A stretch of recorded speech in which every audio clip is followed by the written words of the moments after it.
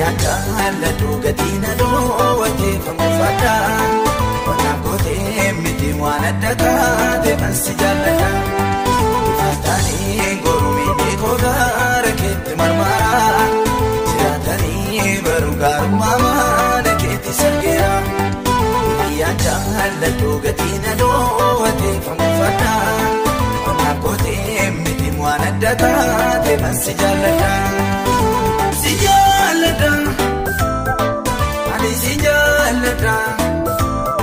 Baay'ee si jaalladha, baay'ee si jaalladha. Baay'ee si jaalladha, baay'ee si jaalladha.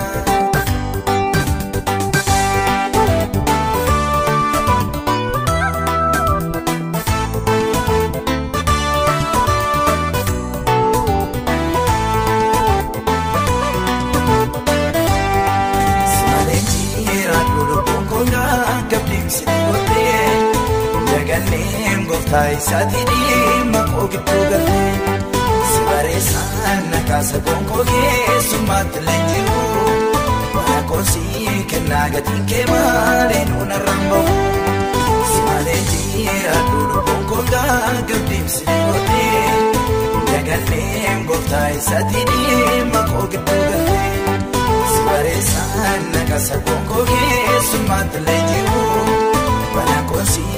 Nagatiin kee maalee nuuna ramboo si jaalladha ani si jaalladha baay'ee si jaalladha baay'ee si jaalladha baay'ee si jaalladha baay'ee si jaalladha.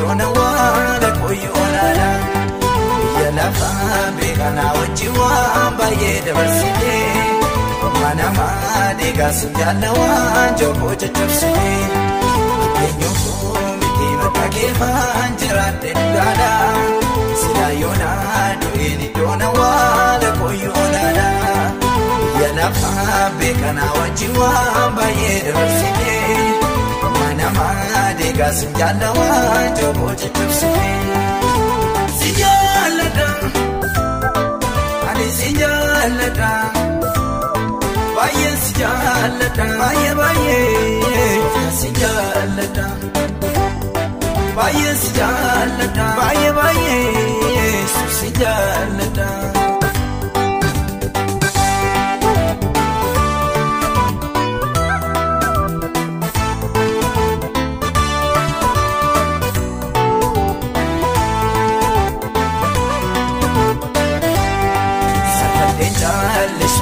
Keenan dubbadda buruksee wakkaddeenaan keessan galata warro keena guddisee namandumaa dhiisinsi wajjinii cimsadde birooma bakka duwwaa ta'us waan akkan kee ta'eef nan durooma samadhee jaallisuu dhugaa keenan dubbadda buruksee wakkaddeenaan keessan galata warro keena guddisee namandumaa dhiisinsi wajjinii cimsadde birooma bakka duwwaa ta'us waan akkan kee ta'eef nan durooma si jaalladha ani si jaalladha baay'ee si jaalladha baay'ee si jaalladha baay'ee si jaalladha baay'ee si jaalladha.